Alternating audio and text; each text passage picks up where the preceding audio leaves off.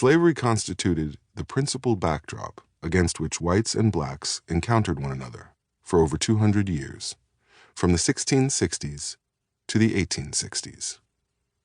The overwhelming majority of slave owners were white, and the overwhelming majority of slaves black. There was probably more black-white sex during this period than at any other time thus far in American history. Most of it was unwanted sex, stemming from white males' exploitation of black women, the subject of many pages to come. But what about mutually desired sex, or what I refer to as sexual intimacy? Some commentators insist that there can have been no such thing as sexual intimacy between a black enslaved woman and any white man, a slave owner or overseer, or even a mere stranger, because mutually desired sex requires choice, a power denied to slaves by bondage. According to this view, slavery created an extreme dependency that precluded the possibility of chosen as opposed to unwanted sex. As a result, all of the sex that took place between enslaved women and white men constituted some form of sexual assault. Professor Angela Davis is among those who make this argument.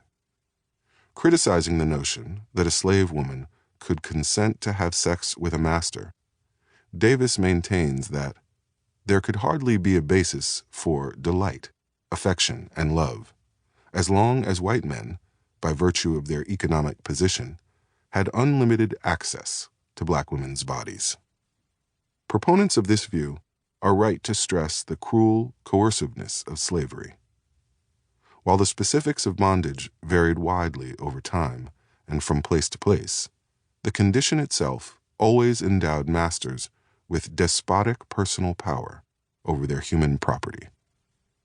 A vivid illustration of slavery's despotism is State versus Man, an 1829 decision in which the North Carolina Supreme Court reversed the conviction of a white man who had been prosecuted for criminally assaulting a female slave.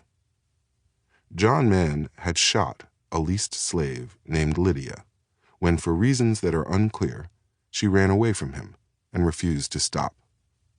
Writing for the court, Judge Thomas Ruffin declared that under common law, the intentional wounding of a slave by a master did not rise to the level of a crime.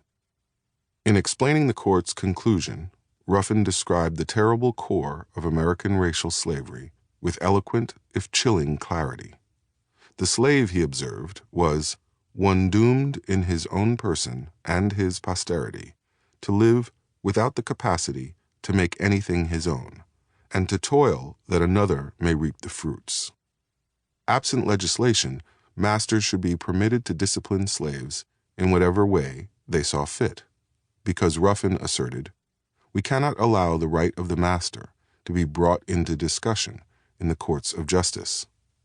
The slave, to remain a slave, must be made sensible that there is no appeal from his master, that his power is in no instance usurped, but is conferred by the laws of man at least, if not by the law of God.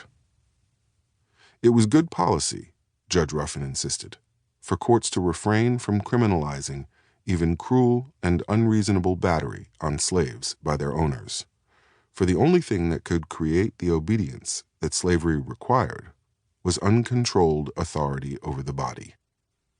The power of the master, he postulated, must be absolute to render the submission of the slave perfect.